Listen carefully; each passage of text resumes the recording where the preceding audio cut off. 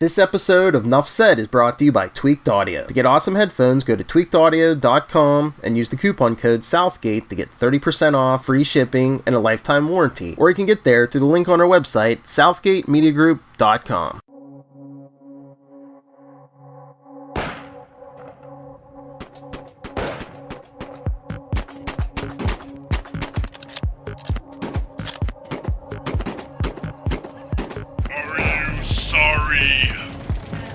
Are you heartfully sorry for all of your sins? It does not matter, dear friend, for now you face your just punishments.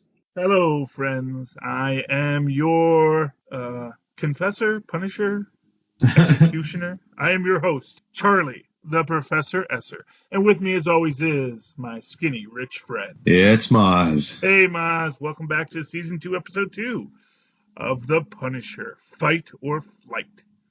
Frank and a reluctant Rachel go on the run as a menacing adversary gives chase. Meanwhile, Madani pays Russo an unwelcome visit. Jim O'Hanlon, they're directing, Jerry Conway, and of course, John Romita Sr. They get our created by credits from Marvel Comics. And then, of course, Steve Lightfoot created this series. Gets his created by Steve Lightfoot wrote this episode because the man does a lot of work. Our executive story editor this week is Angela Lamanna, and our just regular story editor, our subordinate story editor, if you will, is Ken Christensen. Okay, so this episode, this opens up with them still in the van getting back from killing all those people. Yeah, we're driving into Larkville. And this is, Frank is driving and he is losing blood and he, almost goes off the road, but, he catches himself. Rachel is definitely trying to sort of get her way with this, to say, let me drive, and, Frank's not having it. They do get to a motel at early sunup. And sends in Rachel with a wad of bloody dollars to get them a room. And that's where we open up. What did you think of that start? I thought I couldn't wait to see what happens next, and I love that the lady at the counter was so jaded. She sort of was disgusted by the money at first, but she's like, "It is what it is," But and of course she's given her the issue of, it's still tonight, it's not tomorrow yet, which is true, by the way, about motels. You get there early enough, and it's like, no, it's not today yet. If you want the room right now, you got to pay for tonight. You got to pay for last night too. But they do get to the hotel room, and of course Frank has to triage himself. He's got a bullet in the butt. Which is, of course, your classic bullet in the keister. First time he ever got shot in the butt, apparently. Hey, first time for everything. And we do get to see that his nice previously pristine butt. Now he's got a nice butt. And we do see Rachel trying to give a sort of, so I'm trying to remember. Okay, so after we go through that, we flash back to Billy Russo in therapy, I believe. Right, again with that silly mask. Yes. And the only explanation they give sort of is him mentioning that she wants him to finger paint. Anyway, but we catch up with Billy Russo. Yeah, they do make the point. I mean, yes, he does mention that, it's finger paints. I mean, it is later revealed, and I'll give a little spoiler for the future that yes, Billy made his own mask. And it's an interesting thing because there's a quality to that, with the idea of, in his making of this mask where you see, yes, it's all shattered in the face, right? But along the edges of it, you see these little bits of red, white, and blue. Mm-hmm. And it just, it reminds me, Simpson, that character, is based off of a character called Nuke who is a Daredevil villain. And he was sort of the 1960s Captain America. Okay. And he basically tattooed a flag on his face at one point. And so as I'm looking at that, I always like to, I think that, there's this quality of it where there is this sense of I am this super soldier, I am this patriot, but then it's just on the edges. It's just the very periphery of who he is. So Interesting. That is kind of cool. yeah, it's an interesting little thing, I mean, you see the smashing of the face in the front, but they're on the edge. There's this little thing that seems to imply something a little bit deeper. So Yeah, I like that. I totally dig that. I like that aspect of it. I mean, you do get this idea that he is very much haunted by the skull, and we see this in his nightmares. He is haunted by the skull, but at the same time, he truly doesn't seem to know what the skull is. He doesn't seem to know what has happened. In fact, he mentions, his buddy Frank. He was his brother, Right. and how he wishes he was, he could connect with him. Because as far as his brain knows, that's his brother, and his brain hasn't connected the skull with Frank, at least from what we're seeing. So Yeah, it's interesting. Like they're asking you to decide which one of these two situations is this in this scene, whether you're expected to take the truth in the psychiatrist's analysis of the situation or in the shared history of Russo and Madani, and whether that holds more weight. And in that, is he just faking the whole thing?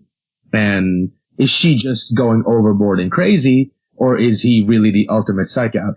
But, obviously it's just a combination of both. There is that bit of Russo that is an evil killer in there, and no matter what consciousness is occupying that meat bag of impulses, it will behave with the outside world in a similar way.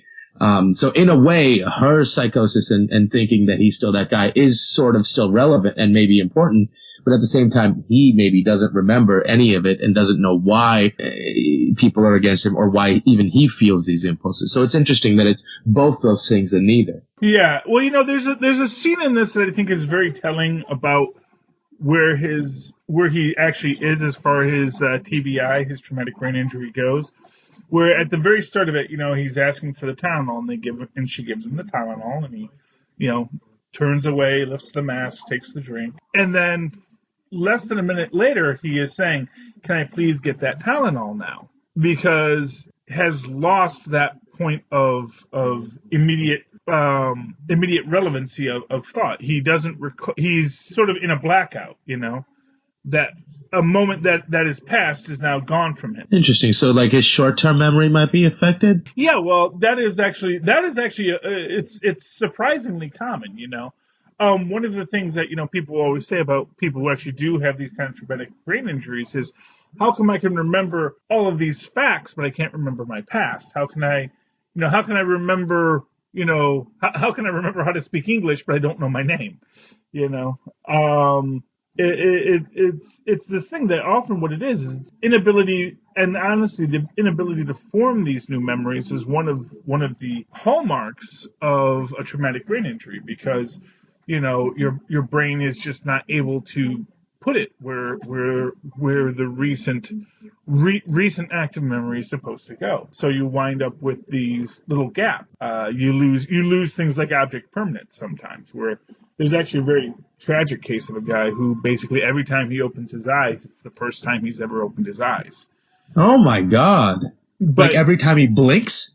Every time he blinks, yeah, he is. Holy cow. Yeah, but of course he remembers his entire life up until that moment. He remembers his wife and everything of his life, but every time he opens his eyes, So he's stuck in one single moment. Yeah, it's horrible. Holy moly. Wow, that's scary. And so like when his wife visits him in the hospital, he knows that she's there. But then again, as soon as she leaves the room, it's like he hasn't lived past this one moment. Yeah, as soon as she leaves the room, it's like Wow. she's, he has no idea how long he's been alone.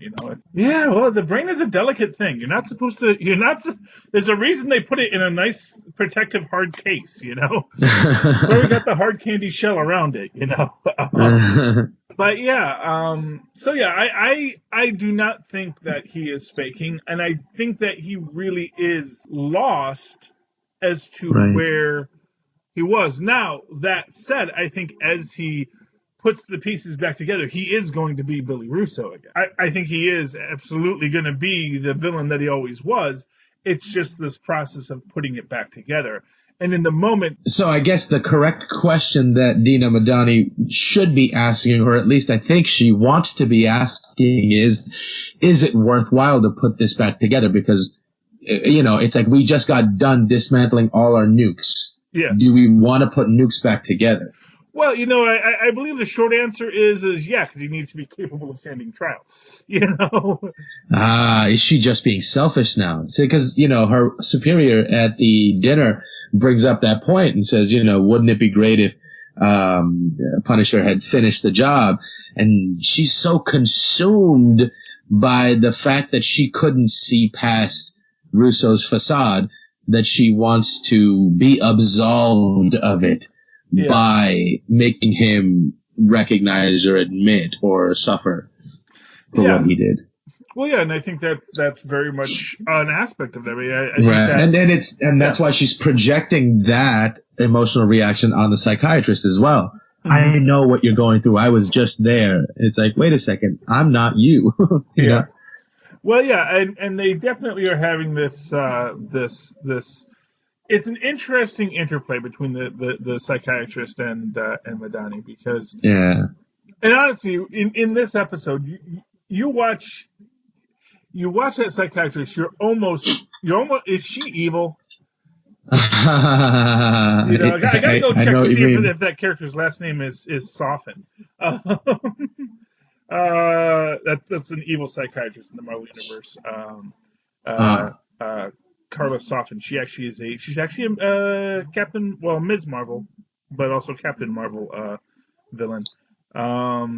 Yeah, she eventually gains the power of the Moonstone. She goes by the name Moonstone, and she super strength, flight, all that kind of stuff. But her actual name is Beth Quinn. Not Beth Quinn. That's the bartender. I don't know. I don't see her here, but I'm sure she. I'm sure she's here somewhere. Anyway, that's not important, but it's Dr. Evans. Yeah, Dr. Evans, Ramona Floyd. Yes, but yeah, she is. You get this real questionable vibe. Is she evil, or is she just really dedicated to this idea that listen, he is a severely broken man, and my job is to heal him. And your past is really irrelevant to what my job is. He's not playing me. I'm actually a professional. I'm well aware of what his symptoms are, and he is not faking, Yeah. But then again, Russo might still be considered a salvageable asset in the minds of the people that were using him as an attack dog. And, it might be in their interest to save him. Yes, and so that maybe in that level, maybe she is evil, Right? Maybe she's working for these people. Exactly. Maybe she's unknowingly working for them, even, just because she is so dedicated. They put her in this situation because they knew that her oath was more important than the fallout. Yeah. It's an interesting question, one we do not get an answer to yet. Yeah. But he definitely is he's a very interesting threat at this point. At this point, he's still just a threat. He's not an actual active player on the field. Back in the field, back in Ohio, we have the Punisher and Rachel. Basically, sort of, the Punisher is trying to find out what exactly is going on, and Rachel's giving him all kinds of obvious lies. And eventually, I'm trying to think.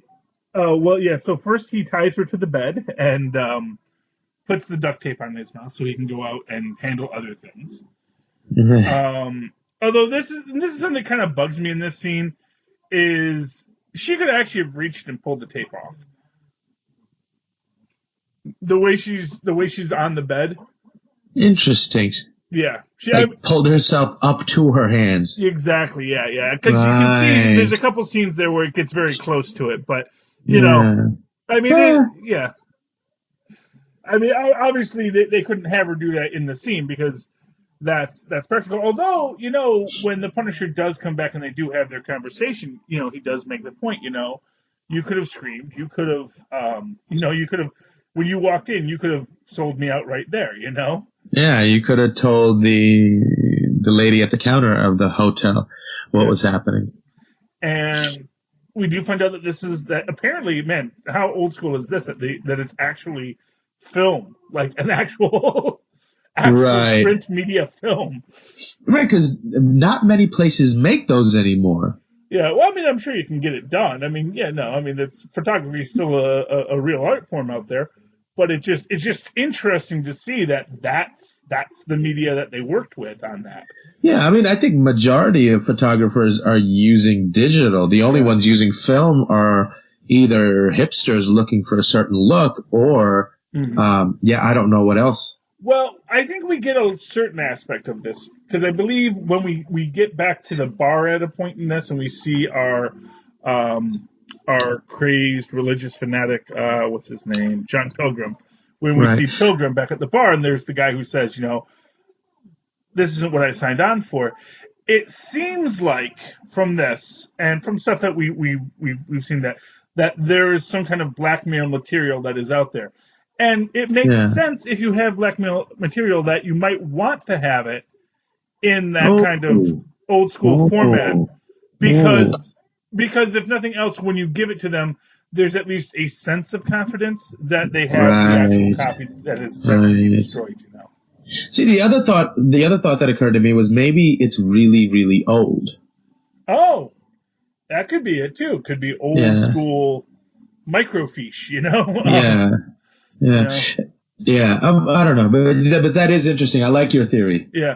I mean, I think it's just one of these things where it might just be, you know, convenient for the plot to make it old school film, but rather than like a flash drive or a thumb drive or just a cell phone that happened to have the, because not for nothing, also if you had it digitally, then the risk of it getting out becomes all the greater, Yeah. So there's and you're right. The negotiating power and leverage of a physical object is much higher. Yeah.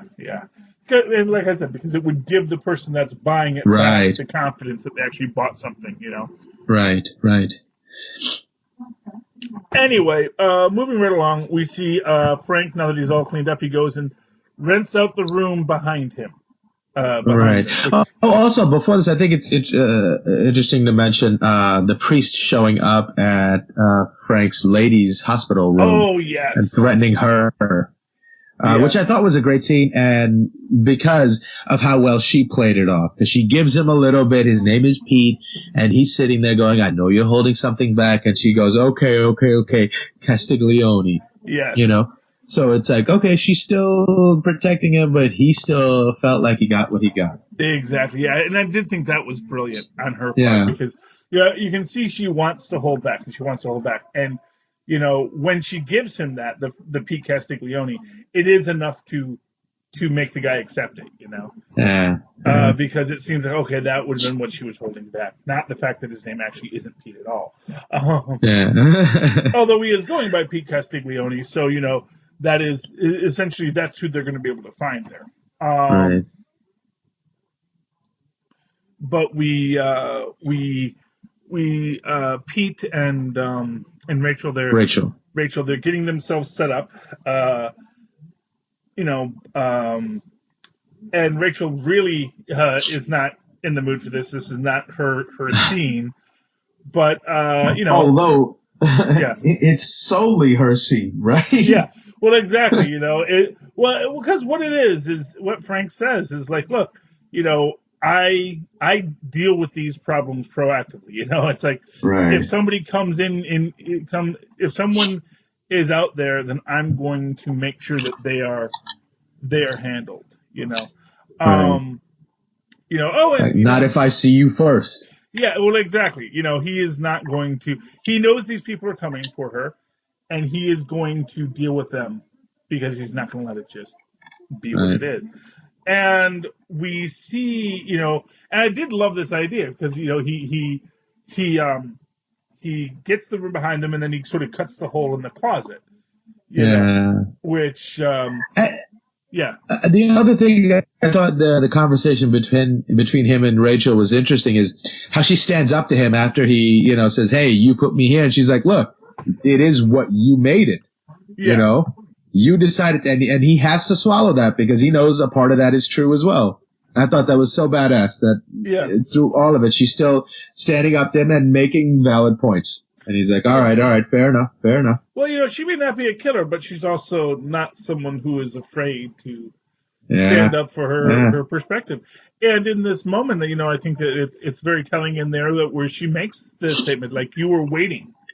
You were looking for the excuse, And, and as we said, I think we said this last week, that first time he gets into that, the first time he runs into the guy who's hassling a Beth, and he, goes to break the guy's finger and almost gets out, because at the end of the day, he is a man who is itching for a fight. He only knows the fight, and that's the truth of it, is he only knows the fight. He only knows that, there's battles to be done, Right. But, and there is a battle to be done, and he does know the people are out there. Because he can see them and he knows that they're taking him out.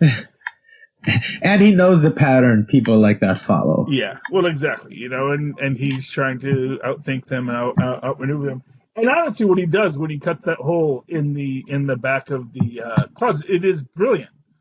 Because when they do come in and they do shoot up the room, he's actually in the other room. Right. So that by the time they get to the closet and they fire through the closet.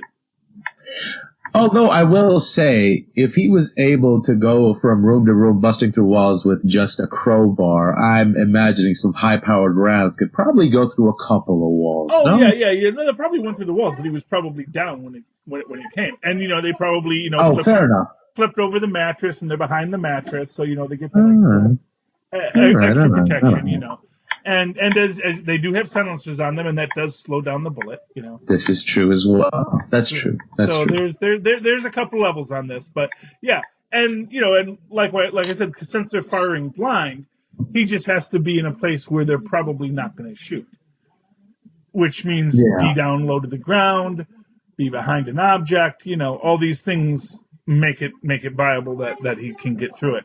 And then, of course, they come through the hole in the closet. Well, Frank does, and then he just blows them all away. And we get a great firefight with Indeed. Our female mercenary there, our team leader. Yeah, team leader, who does break Frank's hand. Yeah, and okay. He has killed so many people within the last 30 seconds. Mm-hmm. And this one woman, for some reason, he chooses to knock her out. And I'm like, why would he do that? And then he tries to drag her away. Okay, maybe he wants the information. Yeah, exactly. But it still seems like, I don't know. It's a little, I'll look it over. I'll look over. Yeah, I mean, to me, it's very much as he wants the information. He wants someone that he wants to know what's going on. Because he knows he's not getting anything from the girl. He knows that there's pictures, but although it always struck me as interesting that no one didn't think to just hold up the pictures to the light, because they're negatives.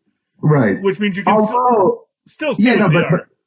No, but aren't like if they were still in a roll, they weren't like negatives like already given to you from a shot, but don't if you pull the negative out it gets exposed and ruined? No. They weren't in the roll, they were in the canister.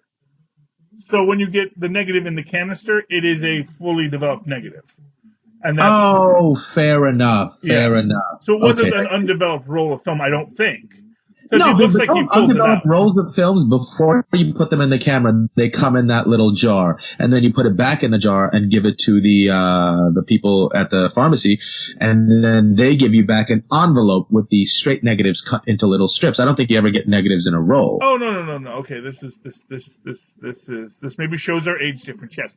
So for a 35 millimeter film, it's actually in a separate little round box that goes into that canister. Right. And then when you roll it into the film, and then you wind it back into the little circular cartridge. Then the cartridge is what you give to them. Then, if it's like when you do professional development, they will give you. They will put those negatives in that 35 millimeter cut print in the hole. So. Or in the jar. No, because when I was growing up, I would always get back an envelope with the photos in them, and there was a separate little sleeve in the back. There were like long little rectangles of negatives with like 4 or 5 photos in each negative, and they were in little strips in a stack, just like the photos were. And that is normally. But I've never seen the negatives given back to you rolled in a canister. Yeah, that is usually something that's like if you have your own dark room, that's usually how the negatives are stored. Yeah. So interesting. Because you don't because I'm not quite sure why that is, but except for maybe the fact that the straight line negatives maybe are more difficult, more delicate, and if you want to transport them, they're easier to transport if they're rolled and then in the canister. Huh. That'd be my guess, but... Yeah, I guess we'll see what comes out of them eventually. Yeah. But yeah, so Frank is trying to get to the girl, and Rachel sees this as her opportunity to make her break for it. Unfortunately, our local police. Yeah, well, not for nothing, the woman in the hotel office immediately called the cops as soon as people started shooting. Absolutely. You don't wait for that. You call 911. It's actually surprising to me that they are the sheriff's office, not the state cops who came. Right. I'm also surprised that they can only afford a few silencers. Oh, what, the mercenaries? Yeah, they had silencers. They were all trying to be quiet, but once the poop hit the fan, they were all like, "Screw it, bring out the loud ones." Well, yeah, because once the noise is made, and for what it's worth, the silencers aren't silencing them that much. Right, but I doubt the girl at the desk would have heard it if they were having like a little shootout with silenced guns on the outside. No, because silenced guns aren't particularly quiet. Yeah, but they're not loud enough to. I don't think they seem to be loud enough. What it is it makes it so it doesn't sound like a gunshot, right? But it's loud enough to hear, and it's loud enough that then you're going to see everyone running around shooting, and bullets are coming in, too. That's the thing. It's like there's a lot of crazy bullets going around. So even silence, I think she would have heard it, and she would have noticed it, and. Quite frankly, that's true. At that point, maybe that's just my Hollywood upbringing. Not by like as in living, but like growing up watching movies. Yeah, well, but as I'm sure you know, what they show you in the movies is not really how silencers work. They don't. Indeed. Even on pistols, they don't go just. They actually still make that. One of the things I liked about this is that they did show that yes, silenced machine guns still make a lot of noise. Right. That mostly what it does is it changes the way it sounds, so that you don't immediately think, oh wow, that's a gun being shot. But anyway, moving right along. But the girl tries to make the run for it. Then the cops come in and they got Frank dead to rights and puts his hands. But luckily, they ran into an exceptionally good group of people that ran this department. The police.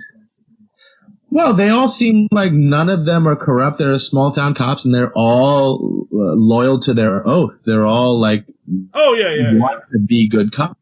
There's no reach of corruption's arm in there, and none of them seem like bad people. And even in the worst of times, they wrestle with making the tough choice, but they do make it. Yeah, well, and not for nothing, you can see, and this stuff we'll get to in the next episode. Right. Sorry. No, that's okay. No, but you'll see that basically there is this sense of the stateies, the state troopers, maybe running roughshod over them, and them not wanting to give that leeway to them, possibly because they know there is a bit of corruption there. Right. Right. That's certainly the question to be asked there. I'm not sure what to do. I did think it was funny that Rachel did try to make the break for it and then just immediately get stopped by the cops. Right. Because it is like, and not for nothing, I also like the fact that, yes, the cops showed up, Right. It's true. And that's one thing that you got to give to this episode, this series of The Punisher, is like, people start shooting, someone calls the cops, Right. And the cops do get there relatively quickly, we also had a little bit more of was this where we get John Pilgrim exploring Frank's old hotel, and he tells the tech guy not to swear around him? Or was that last episode? Yeah. No, I think that's this episode. Yeah, and he is such a, the fourth episode we get a bit more of his backstory, but we do get a little interesting tidbit with him, because my whole question was in the previous episode, how does he reconcile those two parts, the vehemently evil and the seemingly pious, and there's a little telling thing in that moment where he's lying on his bed and his computer guy tells him, oh, those names have just come up on an arrest record in Ohio, and he quotes some Bible verse about seek and ye shall receive. And I think what's happening is every time something good happens to happen in his favor, it's because of the hard work that he's put in and the things he's put into play, and they're coming to fruition. But he seems to take it to be a divine signal of his path being true. Yeah. And he molds it that way, and that's the way he's able to do it. He's so good that good things happen, but he attributes that to being God's condonement of his actions. Yeah. And that's how he wraps those two things up together. Yeah, and we spoke about that last episode about the concept of providence, and is it providence that God is pushing these things towards him to complete his goal, or is it that God is pushing him towards the Punisher and his eventual just punishments? Right. No, but what I found interesting was how he justifies it to himself, and it's simply, this happened, it must be God, so I must be on the right path. It's like, okay, that's a way I can understand someone's ego justifying their actions. Mm-hmm. No, that's a very fair cop. That's very fair. So I found that really, really cool that they gave us that bit. So it answered that question for me. Mm-hmm. Okay. Any final thoughts on tonight's episode, Mozz? No, I think we got to everything so far. Yeah, this is, here's what I'll tell you. This is actually a really good series. Yeah. And it really pulls me into it and has me feeling very. I feel it's a very bingeable show. I actually watched a couple more episodes so far, and I got to be honest with you, it's like a lot of these shows, they don't necessarily pull me in to watch the next episode. Right. Right. And I just because there's the you can get the DCU app right now for 80 cents this month. Or not even this month. Well, you have to it's like before the 5th. If you sign up before the 5th, the first month is only 80 cents. And how much is it per month after that? $7.99. Oh.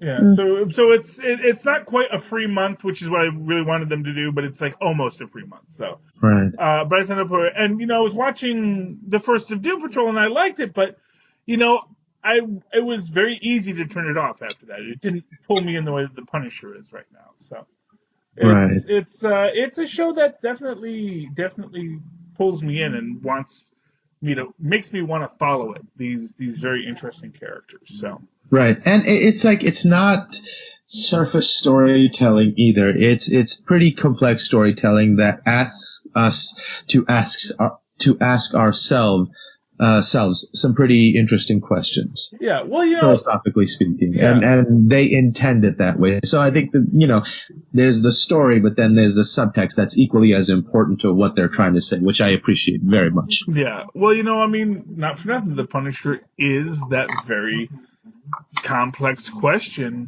for humanity. It's like, Absolutely. do you, when you look at a character like the Punisher, like and this is that big debate we have right now with Batman. Should Batman kill? Should Batman gleefully kill? Which it actually is what I will always say. It's not whether or not Batman should kill. It's not whether or not Captain America should kill. It's should their goal be to kill, or should their goal be something else? And of course, the Punisher is a person who is, by his nature, a person who says, my goal is to kill. Because, as he says, when people come after me, I go after them first. I don't wait for someone to come after me. I make sure that I'm taking care of this story immediately before anything else gets the chance to happen.